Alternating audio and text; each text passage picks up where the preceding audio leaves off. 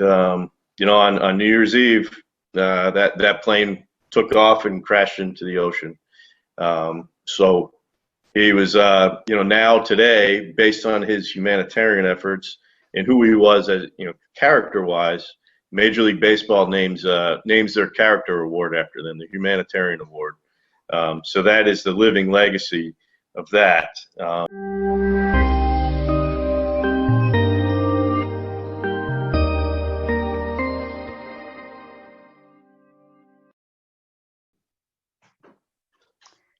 Good afternoon, everybody. Thank you for joining us on the ARvibes Good Vibes Podcast.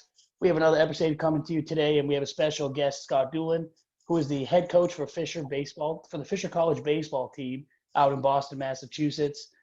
He's a very special guest, also one of the board members for the Roberto Clemente Foundation, which is a huge organization that we're going to talk a lot about today and dive into what they really do for humanity in the world. So before we get deep into it, Scott, I just want you to say hi to the community, give a quick little introduction of who you are, and then we'll dive in deeper and have pretty much an open conversation about you, right, your journey, and what you do to help your players have successful journeys and other people in the world. So why don't you say hi, and we'll go from there. All right. Well, hello, everyone, and I'm happy to be here.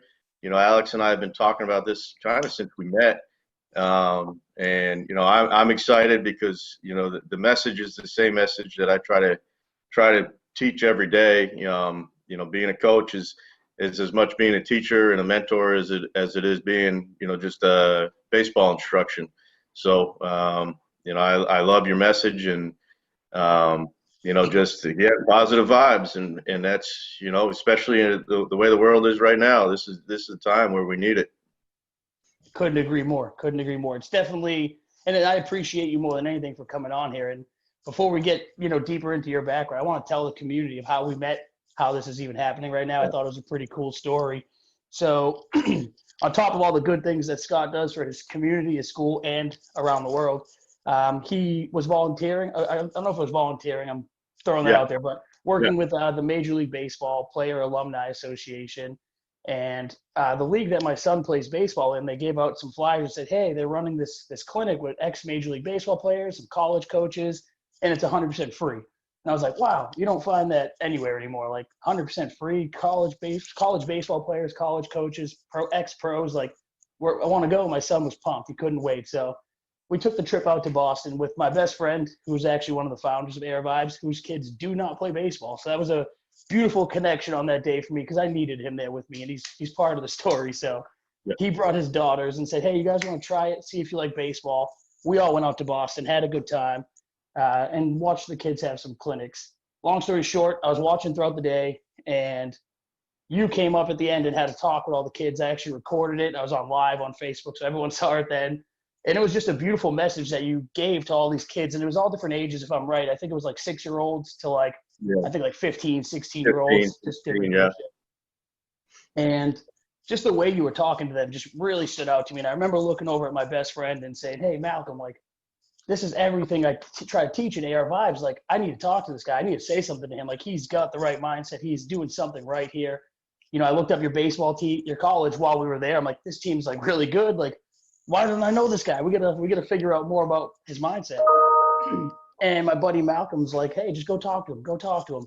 And I'm a very confident person. ARvibes is all about just manifesting reality, making things happen. And for some reason, I didn't want to go talk to you. I was uncomfortable. Like, he doesn't know me.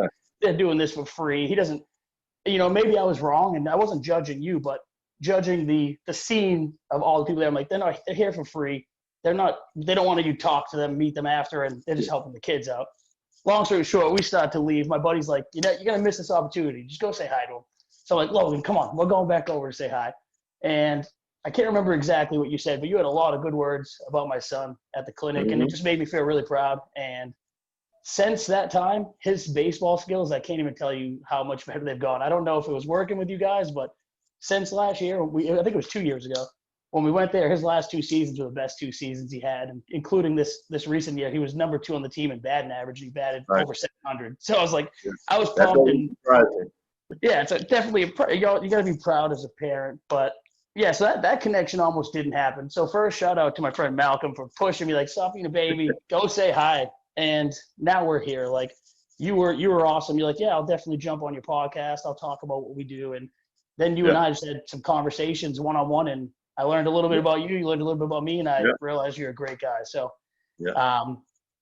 that's how we met. So now we're here. So a couple of things I want to go over. The biggest focus for me is the Roberto Clemente Foundation, because it's huge on what we do, and what your organization does is we're trying to fix the world. We're trying to improve the world for the children and everybody else that are going to become and their children in the future.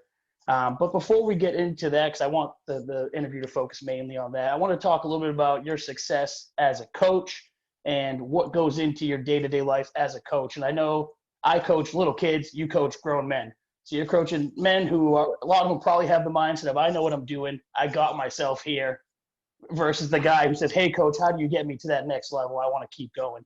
So I just want to point out a couple of things. Back in the 2018-2019 season, your school, Fisher College, of the 18 years you've been coaching them, had the best record of 42-16, best year they've had. Going into this year, you guys were 14-4 before COVID ruined the season. Looks like you probably could have beat that record, if not came close to it. And you also, I believe, was it last year or this year where you hit your 500th win? Or that same year, the 2018-19 year. That's a huge accomplishment for a college, especially for a college team. Like, a lot of people, I could be wrong, but I've met other coaches in the past where they go to different colleges. They move around after a couple of years. You've been there for a while. You've been building a good program, and clearly the results have showed. You've also won 6 Coach of the Year awards before getting your team bumped up to a more competitive division, if I'm right, which is a great sign. So just talking about that, why don't you tell us a little bit about what goes into a day-to-day life as a college baseball coach, and how do you help your players who might already have their own mindsets on how they run their life and their belief systems to help them excel in life? What do you do for them? Yeah, well, first I'll say I think the most important thing is surrounding yourself with the right people. You know, if you ever took a look at our roster, we have players from all over the world, literally all over the world. They all come from different backgrounds. They all come from, different coaching styles of who had them before, and different ways to approach the game. But we all have a few things in common. First, everyone loves to play the game. Like that's the first thing I look for is, do you love playing the game? Because college baseball is a grind. Especially in the Northeast, you'll squish in 50 plus games in like an 8-week span. So it's, you have to really love to do it. The second thing is, we're competitive. I grew up with an older brother, and him and I are very competitive. He coaches too. But growing up, we learned how to compete the right way from an early age, and it wasn't really pushed on us. We just kind of did it. And then the third thing is we all, I want to say we're all good people. Everyone makes their mistakes, and everyone can have some faults, but your intentions have to be the right way for the majority of the time, I guess is the best way to put it. And a good person makes a good teammate. A good teammate makes a winner. So that's the first thing I say is, we work hard. I have so many really good friends and contacts around the country and around the world for recruitment purposes, and they know what I'm looking for in a player. And it's, again, if you're playing at a college level, you're going to have some tools, you're going to have some talent. That's our job as a coaching staff, to get the most out of them. But those other intangibles, you create good chemistry when you surround yourself with good people, especially people that are like-minded. They love to play, and they want to win. So that, we really work hard at finding the right people to put ourselves, to put into our uniform. From a day-to-day life, right now I'm in the middle of my fall season. Obviously, COVID has made this a challenge. Our home field, which is Frazier Field in Lynn, a historic ballpark, a former professional ballpark. Because the city of Lynn has some high numbers, we haven't been able to get in there. So, on Mondays and Tuesdays, I'm in one spot. On Thursdays, I'm in a different spot. Friday, Saturday, Sunday, all different spots. Again, that goes back to surrounding yourself with people that love to play the game. Our guys don't care. Whatever we got to do, they just go do, and because they love to do it. So that, but besides that, you're managing as a college coach, you're managing personalities, multiple different types of personalities. You're managing different types of, skill sets, multiple different positions. And at a time like this, where you look around in the world, I mean, you have COVID fatigue, you have social justice fatigue, you have just travel fatigue, baseball fatigue that comes along with doing everything that we're doing right now. So it's a constant reminder of, hey, what we're doing right now is a bigger grind than it's going to be in the spring when we have to play, a lot of games in a short amount of time. So let's use this to learn from it. And, it's so that's really been my focus this fall, is keeping everyone on track and keeping everyone going in the same direction. Because of COVID, I've had to split my team into 3 teams. So so we've been, every single day we scrimmage against each other, 2 teams on, 1 team off, and there's not one time where I'll ever have all 3 teams in the same place. So again, building that chemistry is big, and that's going to be difficult to do come springtime. Right. So that goes back to kind of surrounding yourself with the right people. Yeah, it's got to be tricky. Is there anything that you suggest to the players, like, to do in the off season, like, well, it's harder to get everyone together? Do you make any other hey, reach out to each other through social media, talk on the phone, find ways to get together when you can? Yeah, I'd say, typically teams have 1 or 2 leaders. I would say we have about 20 leaders on this team that are really legit leaders, and so they reach out to I reach out to those leaders, and they reach out to their groups of coming in, maybe a handful of kids from one high school that person had attended. So there's kind of that family feel right from the beginning. Again, you mentioned something earlier, Alex. I've been at Fisher College for a long time. I started the athletics program as the director of athletics and baseball coach, and a lot of people, ask me, why do you stay there? And I go back. It's a family feel. There's with COVID, we haven't been able to do it, but prior to this, it's not uncommon. Pretty much every day, we have an alum that comes by, and they can even come by unannounced, and they talk to the guys. They jump in, they help coach, they do whatever they have to do, because they still feel part of it. I always say when our graduates leave, they're not leaving the family. They're just going into a different role. And, so again, those are things that, we really work hard on creating that, kind of a legacy type feeling. I love that. Now, I know you have set processes in place to help everybody fit in and make sure it works well as a unit. Do you guys have core values that are set in stone? This is what we're about. These 3, I know you in the early you touched on that, but would you call those your core values, or do you have simple, these are our core values? I used to go through our core values and really detail them, but because again, go back to all the different personalities we have, I want to kind of encompass that under those 3 things. Hey, if you love to play, you love to compete the right way, and you're a good person, you're going to fit in under our umbrella, and we're going to, and it's going to work. That's just those 3 things to me are our guiding principles.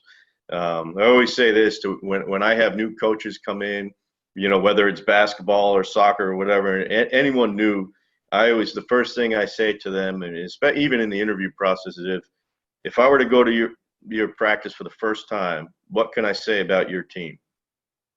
And I could truly say, if you came to one of our practices, you're going to see enthusiasm. You're going to see that they love to play the game. You're going to see that they love each other as brothers. And then you're also going to see that they compete, and they compete hard and do it the right way. I love that. And you mentioned earlier too, intention is a big thing. And I think that's huge with anything in life. Most kids, at least what I see from my standpoint, and as a father, as a coach, as one of 9 siblings, you see people grow up, they have these dreams, they have these things they're passionate about, things they want to achieve by the time they're adults. We get to, high school, it gets trickier. A lot of kids have to have that battle. Let's say baseball is their dream. I need to work. I'm 17, I'm about to be 18. I want to start making money. I want a car. But baseball's every single day after school. What do?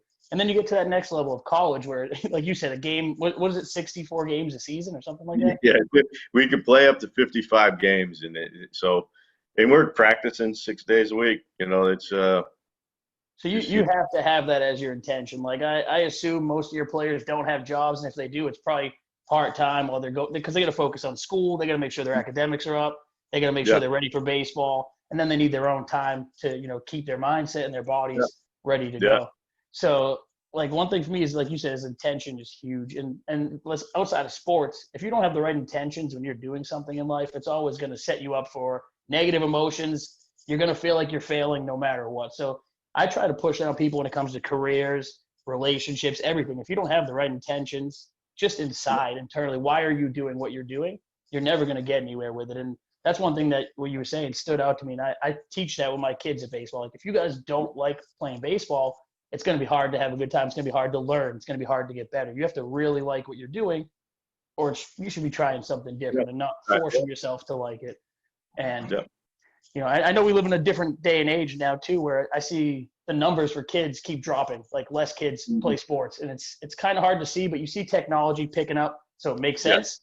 But I look back when I was a kid as well, and all those kids that didn't want to play, that were forced to play sports. Like I'm sure when you were playing as a kid, you saw the same thing. Like there's always those 3-4 kids that hate it, absolutely hate it. They're crying the whole game, and it's forced on them. So what would you say to parents out there who want to keep their kids active with the way the world's starting to change, but don't want to feel like they're forcing too much on the kids? What would be a good way for you to like help them encourage the kids to get into it? I have a great example. I have an 8-year-old daughter. Perfect. And we've exposed her to everything from arts, the creative side of the arts. My wife is an artist herself, to different sports. I mean, I'm a baseball coach, and this has been my career for, since I've been a professional. And just kind of introduce her to different things and know that it's open. You don't have to do it. If you're going to try it, then we're going to do it for whatever season that is. And then after that, if you don't like it, we can look for something different. But the most important thing was finding something that she loved to do. And, for her, it happened to be rhythmic gymnastics. It's an Olympic sport that pretty much nobody knows about.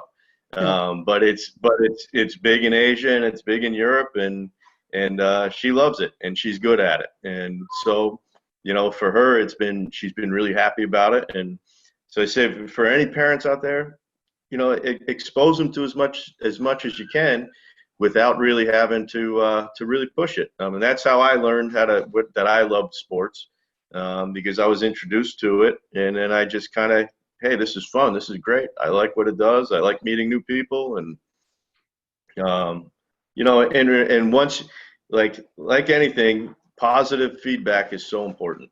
Really, really important, especially when she finally figured out that, wow, I'm pretty good at this, I'm real flexible, I can do this, and she is a really tough coach too, and she learned how to handle, dealing with a tough coach that maybe screams and yells a little bit. And I knew after day 1 when she came home crying, and then day 2 she made it through it, I knew it was okay. Now she's good, she's on her way, and now she, that coach has become more of a role model for her than anything. So it's more about just encouragement, positive feedback every time. And I love that. And going a little off topic, what you just mentioned about that coach, that really stood out to me. And it started sinking in my head, not necessarily even for sports. It reminded me of a teacher I had, but it relates to school, sports, everything. Sometimes, like, the world I see too is progressing to a point where people don't want to be told, like, or pushed too hard. They don't want somebody to come down on them hard and try to help them get to that next level. But like you said, now you're one of your daughter's most influential coaches she's had. And in the beginning, she was probably thinking, I don't like this coach. They're too mean. They're loud. And it brings me back to when I was in high school. I had a history teacher. I think it was my sophomore year. And I remember freshman year, everyone's like, you don't want this teacher. You don't want this teacher. You don't want this teacher. And then I got her. So already the mindset's like, why is she so bad? She's mean. And she's a history teacher that makes you write more essays than an English teacher. So I'm like, what? It doesn't make sense. And I hated it. But I remember right from the beginning, she wasn't mean. She was very tough. And she made us write an essay the first day of school. And I'm like, is this a joke? I'm like, people weren't lying. But to this day, I still give her credit for my writing skills. And all of my English teachers throughout the rest of my academic life would always say, wow, you know how to write very well. Like, where did this come from? And I always give her the credit over any English teacher I had because that was her passion. She knew she was a history teacher, but she knew that she had a skill that could help kids understand how to write better than they already do and how to present themselves better through their words and communication. So sometimes you need that tough love. Sometimes you need that hard coaching. As long as you, like you said, have that positive feedback with it. Like in the ARvibes Journey Guide program, if I'm coaching somebody, if they're doing all wrong things in life, you have to tell them. You can't just keep telling them everything's good and expect them to be able to better their lives. You got to be able to give the tough love with the positive feedback is huge. For sure, I agree with that. Yeah. I want to switch gears a little bit here. And you're probably going to be doing a little bit talking here if you're okay with it. But I want to talk about the Roberto Clemente Foundation. And before we get into the foundation, I want to talk about Roberto Clemente. And I could tell the community all about him, but I think it'd be perfect for you just to give a spiel on who is Roberto Clemente, not just baseball-wise. He was one of the best baseball players ever, but who he was as a person, how the organization came about, and how you got involved with the organization. That'd be great to talk about. All right. Well, it's funny. We're talking about it today. 48 years ago, Roberto Clemente got his last hit, his 3,000th hit, 3,000 hits. On this day today? Yes, on this day. Wow. Talk about divine timing. Yes, and you know, I'm looking at Facebook today, and it's kind of all over Facebook, and the number 21 that he wore is all over Facebook right now, and social media. But you know, Roberto Clemente was a baseball player who comes from Puerto Rico. He was the first Latin American player to make the Hall of Fame, first to win the World Series MVP, the MVP of the league. You know, when you talk about the baseball greats, you're talking about at the time he played, you had Willie Mays, you had Hank Aaron, Mickey Mantle, those players, and they would all say to each one of them when they asked you know, they all played the outfield, who's the best, and they'd all say, you know, it was Roberto Clemente. You know, so whether you believe he's the best or he's in that top 3 to 5, and for sure. You know, all of his accolades speak for themselves. But so Roberto Clemente wasn't just a baseball player, though. What he stood for the Latin American community is what everyone knows him for. But what really is what he stood for humanity. You know, he was playing during the civil rights movement. He was watching what Martin Luther King Jr. was doing, and at that time, a lot of the Latinx community was really more of, you know, what about us? And we're not being talked about. And whereas Roberto Clemente was including everyone in the conversation. And when he talked about everyone, it was white, black, Hispanic, Asian. It didn't matter. It was equality. I mean, he really that was the most important thing to him, was equality. He's like, don't look at me, don't judge me by the color of my skin or the accent that I speak with or the language that I speak. You know, I want you to characterize me based on my character. And that legacy was really started back during the civil rights movement, when, you know, he was becoming a standout player, and, you know, people were starting to take notice. He's winning a couple World Series, and he's at the forefront of baseball at the time. And, you know, he was bringing those other issues into the face of everyone else. You know, so you could say he was a social justice warrior. But he was more about just giving everyone an opportunity. And he truly believed that the best way to do it is through teaching kids at a young age that we can, you know, you guys are going to have the same opportunity as everyone else. It doesn't matter how much money you have, doesn't matter where you come from or who's on you. We're going to offer this, and we're going to be able to do this, and you're going to get an opportunity to do this. So, not only that, but he was a humanitarian. He would travel all throughout Latin America. He was as big as a name in the Latin American community that you can think of, and probably still is today. And he became really good friends with the people in Nicaragua. He really felt like the people in Nicaragua went through some of the same things he did when he moved to the States to start becoming a baseball player here. And he saw a lot of similarities. So he had a good connection with Nicaragua. And right before, during the holidays of 1972, Nicaragua went through a big earthquake, devastating earthquake, and he organized in Puerto Rico and throughout Latin America to help an aid effort. They sent boats, they sent planes full of goods, but at the same time, in Nicaragua there was a civil war going on, so it didn't get into the hands of the right people. So he decided, I'm going to put together another plane, and I'm going to go personally on that plane, and no one will touch this. We're going to get it to where it needs to go. And on New Year's Eve, that plane took off and crashed into the ocean.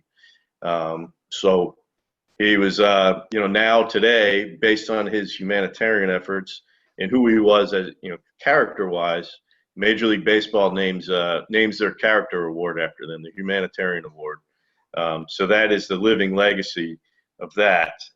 From a foundation standpoint, 1 year I was working, at Fisher College as a baseball coach. I was in Puerto Rico recruiting, and on my flight home, I happened to be sitting next to Roberto's middle son, Luis Clemente, and him and I started talking. And he was running.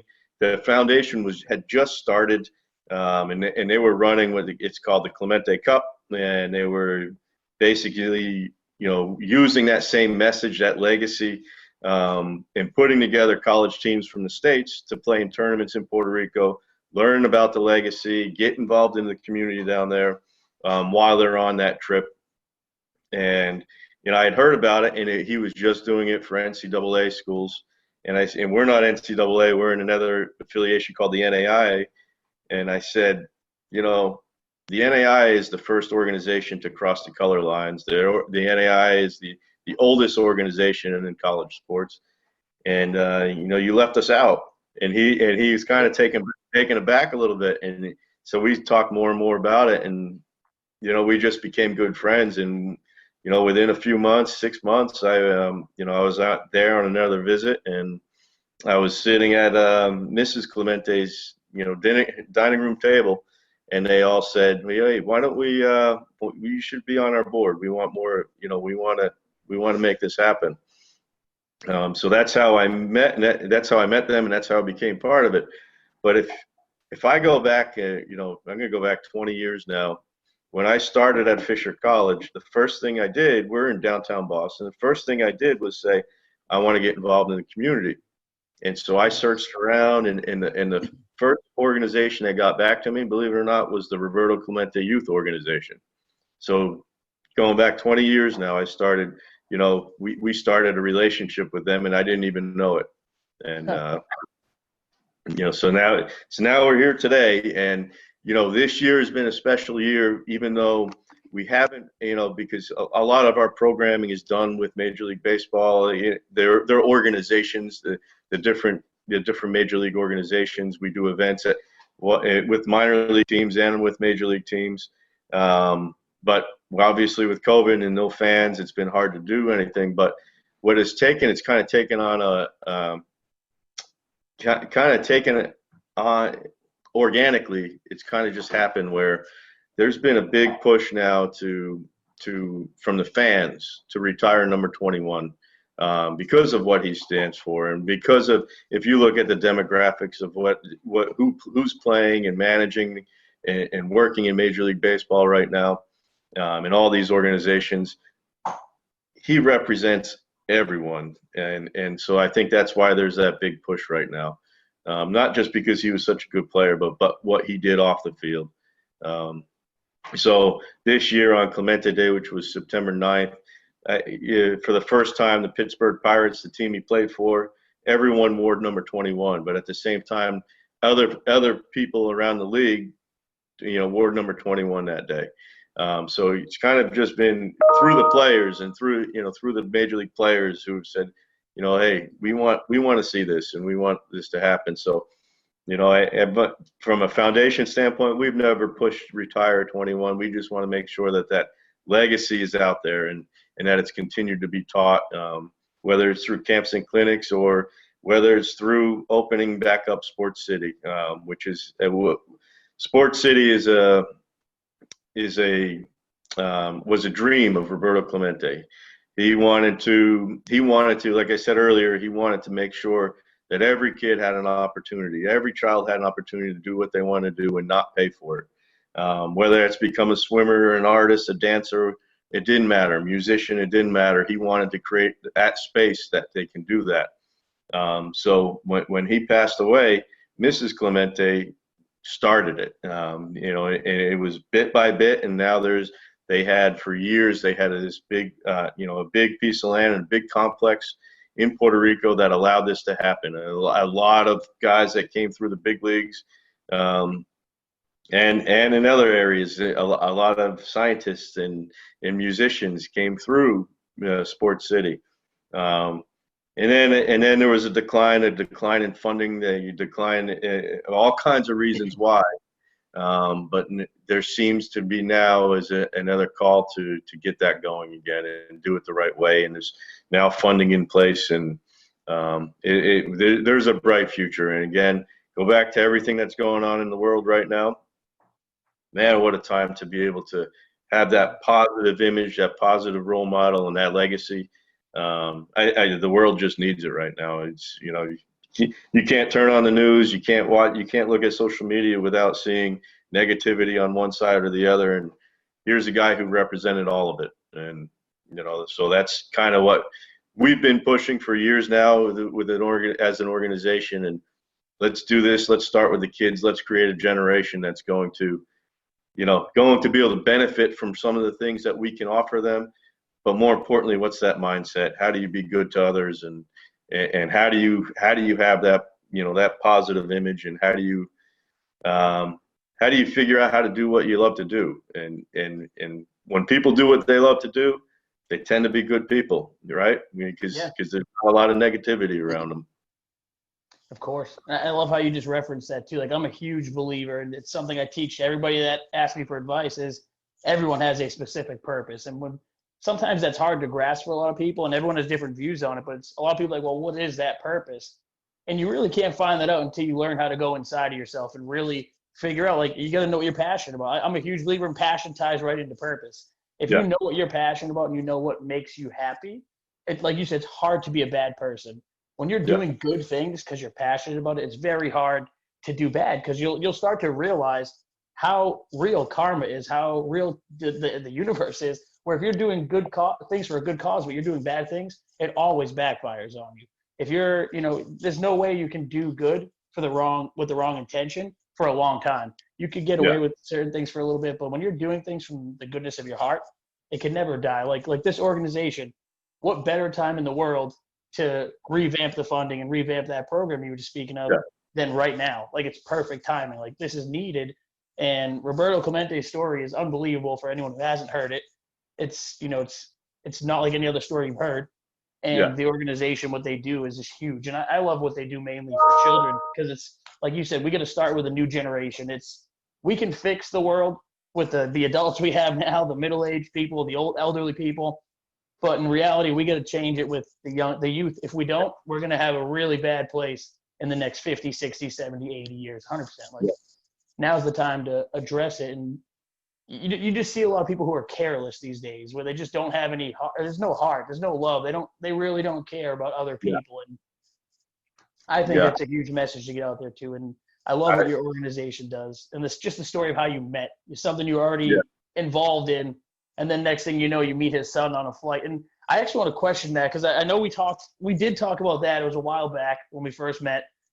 I could be wrong here, but I recall from the story, did you almost not go where you were supposed to go when you met him that day on the flight? Like, it was almost like you weren't going to go and then you changed your mind or something happened? Yeah, I was scheduled to be down there about a month earlier, and a bunch of different variables happened, and at the end of the day, I could, I just ended up changing my trip to that time, and then even the night before, I moved my flight up to be on it. It was like a 3 a.m. flight. I had to be in the airport at like 3 a.m. for a 5 a.m. flight, and I can remember sitting there going over my notes in the airport. And he's sitting, like 2 seats down, kind of looking over my shoulder, kind of like, seeing what I'm looking at. And I'm just kind of like, at that time in the morning, you're just kind of, you're still half asleep. And, then we got on the plane. We happened to be sitting right next to each other, and that was it. And, That's awesome. And I'm a huge believer in everything happens for a reason. We did talk about that when we ended up connecting finally, when I had the courage to just go over and say, hey. And that right there is a prime example of if you just decided not to go forward with what your intuition was telling you. No, I'm going to stay. You might have never met him. You might have never been involved. And the fact that you were involved 20 years prior is even a bigger sign to me. Like, it was meant to happen. And that's because you have good intentions. You're literally, and I can't say it's your purpose, but I'm just talking to you enough. I feel like you understand what your purpose in life is, and you're living your purpose. And I think that is huge. And if everyone could find that, we really could live in a perfect world. It wouldn't be perfect, but it would be very peaceful if everyone can understand this. They can do something. And it's going to take a lot of change with school systems and everything. Because in reality, the way the country, we'll say what the country is set up is, there's places where you're taught that you can't be anything in a sense. And it's wrong and it's sad. And we need to address that as a whole. And if we don't, we're always going to have, the kids who grow up thinking, I'll never be anything. I have to do bad things to get where I want to go, versus the kids that, even if you come from poor, I'm one of 9. I come from a poor family. Everyone told me, you're never going to get here. You're never going to get there. I still am not where I said I was going to be, but I'm someone who does things out of passion, out of intention to do good. And I know things are going to come when they're supposed to, and I don't force things. And if everyone could just understand that, and that basic mindset of, you do things you love, you do things that make you happy, you're going to make other people happy regardless. Because you never know what you're going to do for somebody else that's going to change their life. And you weren't even doing that. You were doing it because you made you happy. So, and again, it goes back to and passing that message along, just like what you're doing, right? What you're doing with this program is passing that along to anyone and everyone who wants to listen. And my platform, with my immediate platform, is my family and my daughter, my 8-year-old daughter, and then my other platform is with my 60 baseball players, and talking to them about what it means to give back and why do you give back and how it can change lives. And then also, I'm fortunate to with the Clemente Foundation and the hundreds of thousands of people that benefit from different things that we can do. And sometimes we don't even see them. And sometimes it's just the gifts that we send to different parts of the country and different parts of the world that just go along with that message. So it's really about taking advantage of any sort of platform you do have and making that beneficial to you in order to help others. It's just something that's really important. Something else, Alex, that you just touched on, and kind of like, I always say with our players, again, your first thought's your right thought. So when you're surrounding yourself with people, that like I said earlier, you're surrounding yourself with people that fit under that big umbrella. You can trust those first thoughts, and sometimes they're not going to work, and you have to be strong enough to learn how to learn from it and learn from that mistake. But again, it all goes back to what you just said: intention, good intention. And what you're doing, what your purpose is. I just said this the other day. Someone had called me, one of my former players, and just told me something real positive about their life. And I said, you know what? That's the paycheck. In higher ed, especially college baseball, you don't do this to get rich. You do this for the other things. And fortunate enough to be able to put food on my table and a roof over my head, and I'm happy with that. And I'm I love that you said that. Yeah, that's. I didn't mean to cut you off there. I love that you said it though. That's what I do with ARvibes. When I started this 3 years ago now, I'm not gonna lie. There was obviously, hey, this is my purpose. This is what I'm gonna do. But I thought money was gonna come in the near future. I'm like, this is a great idea. It's a great message. It's going to get out there. I could sell hats. I could sell shirts. And then we'll grow as we get there. 3 years later, I still have not made any money with ARvibes. In fact, in the last 3 years, all I've done is invest money. But in reality, it's something I've already decided and know I am never going to stop, regardless of how it plays out, because I have helped enough people already where it's felt good enough. And it's like, wow, this is really something that can give back and getting it out there. And I've also been lazy. Like I met you, it's been over a year now, to be fair. I asked you if we can get on the podcast, and we're getting on the podcast now. So we all have our own little battles we fight. I have all the right intentions when I'm doing this, but I have to check myself at times and say, hey, you have people who want to help you. You want to help me. And you're not asking me for any money to help me. It's you want to do it out of the good of your heart. And sometimes you gotta, like you said, listen to that first thought, the intuition. And I think a huge thing that comes in and I teach people is when those other thoughts start coming in after the intuitive thought, that's where you're going to check your belief systems. Like, why all of a sudden do I not want to do what my intuition just told me? And usually I notice it's always tied into what the reality around you is, the world around you. And your intuition's always right. But sometimes you have to go against what seems right in the world to do the right thing. And that's always the hardest part with intuition, in my opinion, when I teach people is you're going to have the right thought. You're going to know it's right. You know right away that it's the right thing to do. But then something's going to convince you, usually based off your belief systems, of why it's the wrong thing. And that's what makes a lot of confusion in people's heads and in the world around us, from what I see. Yeah, you're right. You're right. That's where it goes back to, that first thought, your right thought. And, what you're doing right now, and as you're building up this, you're doing it with the right intentions. We talk about this with the Clemente Foundation. We all volunteer for this. Anyone on that board, we volunteer. It's not about the money that comes in or goes out. It's making sure that the money that comes in, it's all gone because we're using it for something good. Right. We've always said, eventually it'll all pay for itself, and eventually, maybe someday we can all just do that full time. There's nothing wrong with working in the game of baseball and on the side of it that is just doing good for others. Maybe that should be our goal, but right now we enjoy what we do. We like helping others, and it's a great message. It's a great story. Like we said, kids need to hear that now. Kids need to really, really see what that is all about. I think too. I think it's gonna be the future stuff. Like I have one son. I don't recall how many kids you have. I know you have an 8-year-old daughter. You said my son's 9, gonna be 10.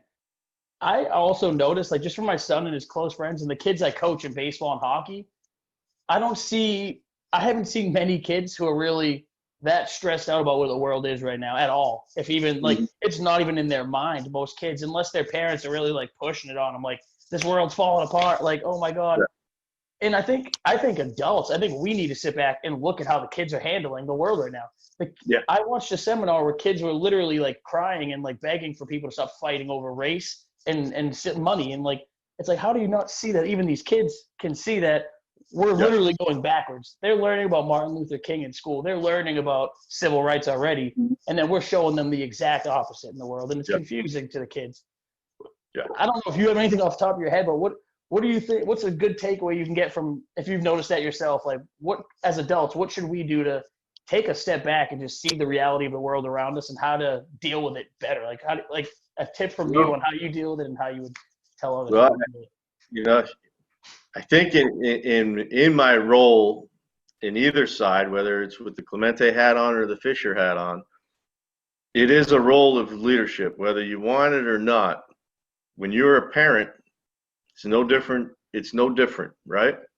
And someone asked me this years ago, like, when my daughter was born, and I have one daughter, so when she was born, people asked, like, how are you going to be able to manage, all the different things you're doing and be a father? And I said, well, what being good, or at least having the right intentions to be good in one role, is going to make me better at the other. And, so as a parent, I always look at it, I have that coach mindset. I guess kind of have had that for as long as I can remember. And I don't mean that coach like a drill sergeant, or, here are the drills we're going to do today and you're going to do it like this, because I don't coach like that anyway. But I think I coach a lot like I parent, and I parent a lot like I coach. You know, as much try to have more positive commentary than negative commentary. You know, there's consequences to every action. So when it's a good action, I want to call that out. And so I guess just for parents who have children that are seeing this, my daughter talks about it, and um,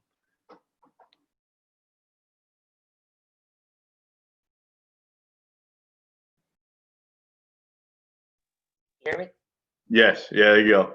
Yeah, the So whole meeting just muted there. I apologize. I don't know why. I got an alert. The meeting muted.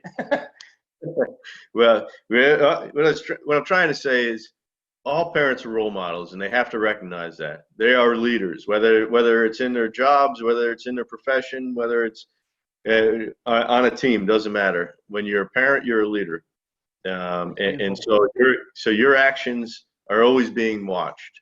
So I guess that's kind of how I parent. Knowing that I have a little one that's watching, and they're constantly learning. I mean, children are always learning. So no, that's no different than my players, always learning. Yeah. And we're all, as adults, we're always learning too. If you stop learning, you're not, you're not getting the most out of your day. So, For sure. Not to mention, on top of that, I'm big into science, and I love quantum physics, all that good stuff. And we're learning in the world. Science is literally proving right now that our brain does not stop developing. Like we used to think like, all right, you hit like, I don't know, late 20s, 30s, maybe 40s, you kind of already know everything. And you're 100% right. You never stop until if you decide you're going to stop, this is just my opinion. This is not any research, but I feel like when you decide to stop, that's when the negative downfalls come in. yeah, Where you start forgetting everything, you lose your memory because your brain is not meant to just, I know everything, keep going. You're here to keep taking in yeah, and processing and understanding why things happen, why you're doing them.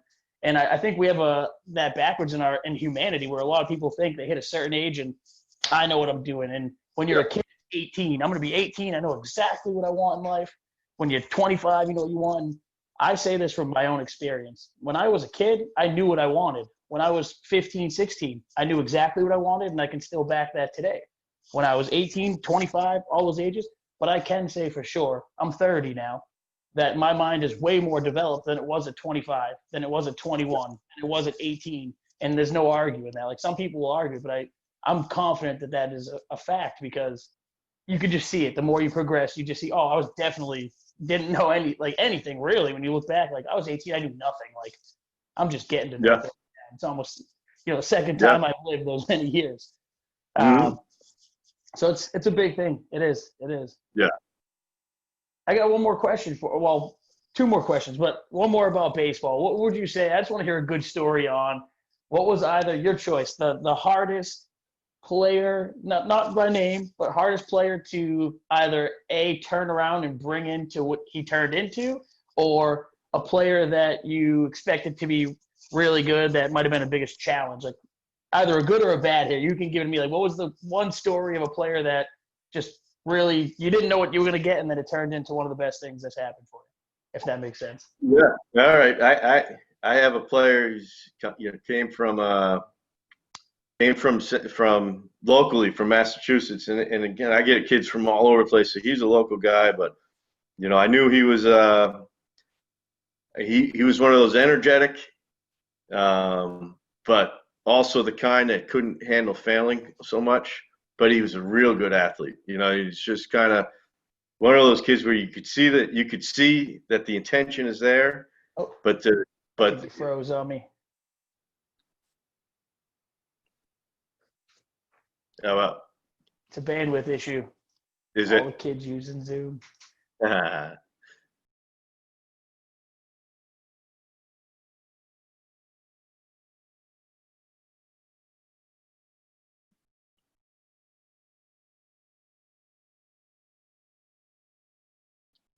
And it's coming back.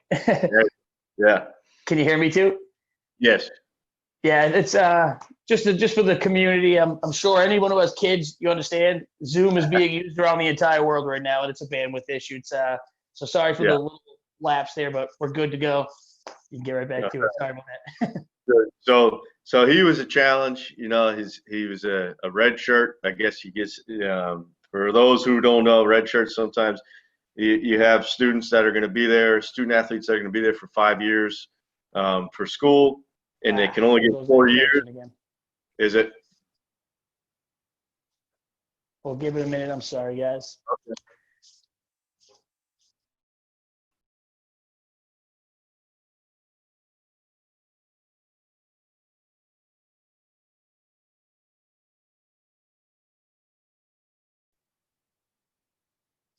I lost you again. Yeah. There you go.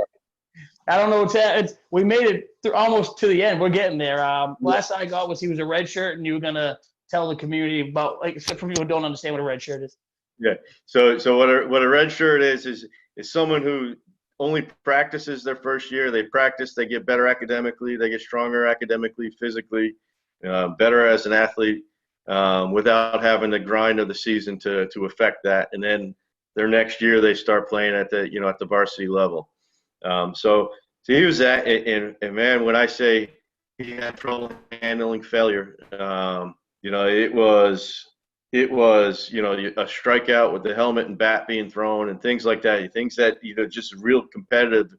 And I just said, you know what? I told my coaching staff, this kid is going to be one of the best players we had. And they all looked at me like, you're crazy. You're not gonna, we're not gonna be able to change this kid. They said, no, I'm a big believer. Right? One of my mentors a long time ago said, if you can never give up on a kid.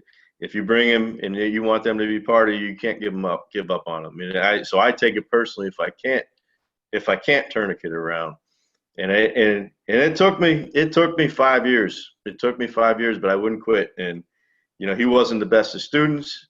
It was a challenge in the classroom. A couple times he'd get himself into some trouble off the field and all those things. But I always say, as soon as you put on our uniform, your family and your family for life, for good or for bad. And not everyone gets along with their family all the time, but right. And so, we brought him along by his last year. I'm telling you, when the positive attitude he had and the positive influence he had on all the younger guys at that point, and the story he could tell about the path that he had to get through to get there, and how hard he had to work to get there. And to this day, he's still statistically one of the best players we've ever had. And even more importantly, he's doing what his career path took him to do as a student. And on the side, just because of his experience, he's coaching high school baseball now, and Nice. Taking the same things he learned and giving it back to kids, and not just the baseball side of it, but everything that goes along with the building of character through the game.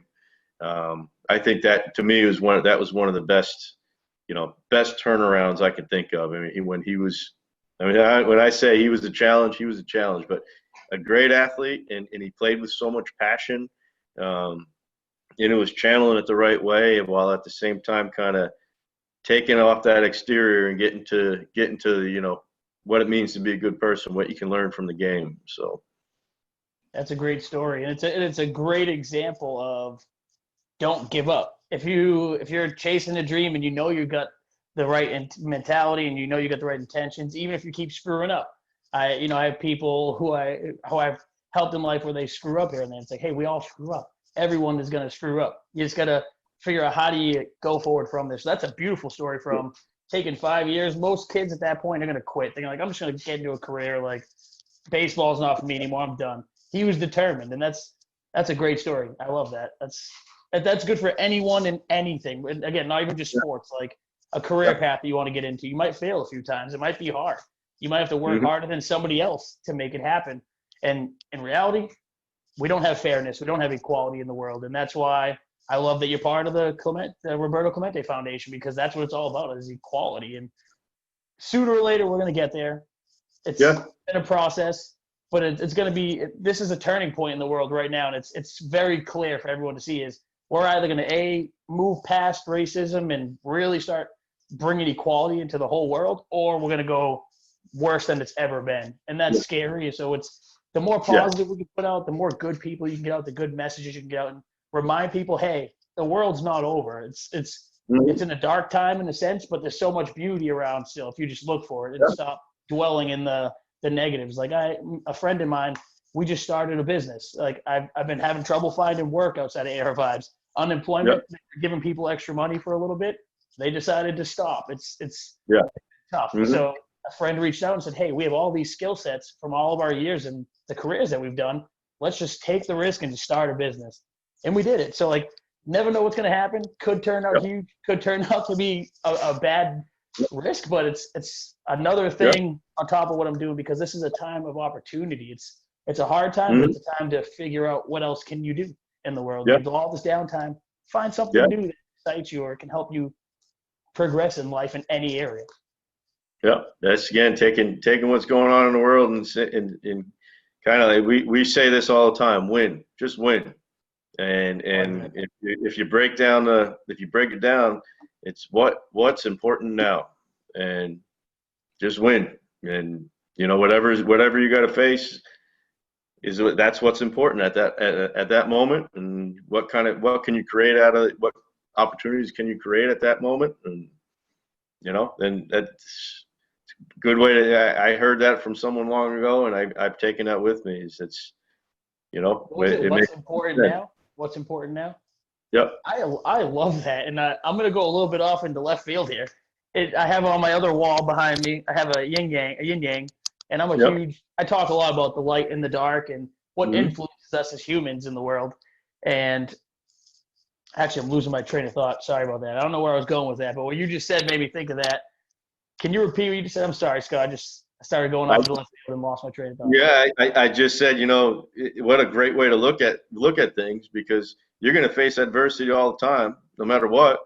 Anything you do in life, you're going to face adversity. So if you just kind of live by that, what's important right now, and again, I'm a competitor. I do that for a living, so I want to win. And when you put them both together, it's kind of made a lot of sense to me. Yeah, actually, and you just refreshed my memory. So I'm a huge believer in where intuition's huge, free will is huge. Everyone knows it is. But I look at science a lot. I've realized through neuroscience and studies that free will is not what we always thought it was. They've proven through science that they can zap different parts of your brain and make you pick different things. And what I feel that is it's just intuition. It's a way to say, hey, think this real quick, and you just tie it to intuition. Like, oh, my intuition just said I want this, so I'll pick this. Where what's important now, I think that's huge, where all of us have to, like, I'm a firm believer everyone deals with the darkness at times. And something's going to come in, no matter how good your life is, no matter how much wealth you have, no matter how much love you have from family. We live in a world where dark is going to find its way in. And that's a huge thing that's going to stick with me forever now. What's important now? Win. How do you win that one battle? Whether you're a drug addict and you're fighting drug addiction and you've been clean, let's say, a year. I'm going to use my sister as an example because she's just been clean for a year. Proud of her. I'm going to use her as an example. What if that thought comes in and it's like, hey, one more time. That's a perfect example. That's a perfect way to win right there. No, I'm going to win this battle if it takes a day, if it takes 3 days, if it takes 3 years. And I'm telling you, I'm going to take that with me for the rest of my life. I've never heard it used that way, and that's huge because everyone's going to have a battle in the moment. In the now, in the present. How do you deal with it right then and there? And that's huge. I love that. That really stood out. You think about last night. There was a debate. I was at practice, so I saw the comments going on today, and I'm like, yeah, that was my first thought. Whichever side of the fence you're on this, that's it's none of my business. But it's I look at it and I look at all the negativity around it. It's like, man, what's important right now? Like the debate happened last night. I didn't even see it. So, but it's all being talked about in such a negative way. So, let's move forward. Let's go. Yeah. I gotta be, and again, good reminder for me because myself, I've been posting not frequently, but enough when it's something I try to avoid. And I caught myself posting because I'll see things happening on both sides, and I'm like, this is like in reality, in my view, it's horrible on both ends. So it's like I keep fighting like why are we picking one or the other? You don't see the bad on both sides. But then when I sit back and think about it, it doesn't matter. Like whether there's bad on both sides, it's not going to change. One of those guys is going to be our president. So then I have to say to myself, do I really want to have these conversations with people about what's going on? And then, just today, you just helped me I'm done posting about it. It makes no sense because I shared a post earlier. It was about one comment that was made about race. And to me, it was right to the point. The President Trump was asked, what is your views on the KKK and white militia groups? And he's like, what do you want me to say? And he's like, boys, stand down and stand by. And I was like, oh my God, you can't say that. And then I posted about it because I'm like, people need to hear that. That's not good. And so many people started coming at me. And I'm like, he said it with his own words. You watched him say it. And it's like, yeah, but Joe Biden is racist too. And it's like you said, I'm not going to get anywhere having those conversations. And I know that. But sometimes I let that negative get in and say, you got to tell them where they're wrong. You got to try to point out where it doesn't make sense. And it's, no, you don't. Because it's just going to bring you down. And it's going to bring your vibration down to a low level, and it's not going to help you. Yeah. And then it gets you stuck there too. Gets you stuck there. And you get constantly looking back. And instead of, hey, like you said, we have no control over this. You and I, we have one vote each. So that's it, right?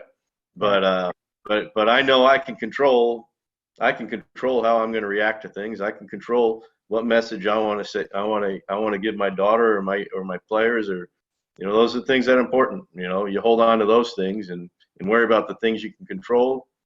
And it's the other stuff. It's noise. And this actually circles back to what you said earlier about living in the moment. My favorite athlete of all time is Tom Brady, even though he left us. Still love Tom. Still love him. But I was watching an interview he did, and he says all the time, the biggest thing in his success, people ask him, is just live like a kid in the moment. And it ties back to what we talked about earlier, our kids, and seeing kids who are not stressed out in the world about all this right now. Even not going to school, you think kids would be like, really, it'd be hard on them. A lot of kids are okay. They're just like, it is what it is. If they have a decent at-home life, if parents are there showing love and support, kids are fine through all this. And that's what it is. They're living in the moment. They're not thinking, what's going to happen with school next year? Am I ever going to go to school again? They're just like, what's today? What's happening right here? Like, I just want to get this over with. What's next? And that's how we all going to be able to get back to that. I never really thought about it the way you just said it, because, that's how a kid looks at every day. Yep. That's how we all should be looking at it every day. Right now, right? What's important? Wait. Yeah. And they don't see the bad. They don't look at things with bad intentions. They don't have to respond to negative Facebook posts. They don't taught. Negative gets taught. Yeah. All right, well, I don't want to hold you up all day. I appreciate you. One other thing I want to ask you to put out for the community is, where can people I don't want to get your information out there, but if there's a baseball player that happens to see this, high school kid, really skilled, do the players reach out to you, or is that always you go to them? And then that's one question. Sorry, go ahead. They could definitely reach out to me. I have kids that reach out to me on Facebook, some kids that reach out to me through text message. They find me at the Fisher website. And is that just fishercollege.com, or can you share that for anybody interested? It's www.fisher.edu. You can find me there. My name's Scott Dulin. I'm part of your group too. So anyone through there can find me on Facebook, and I don't worry about sharing my information. I'm good people end up our way all the time. Yeah.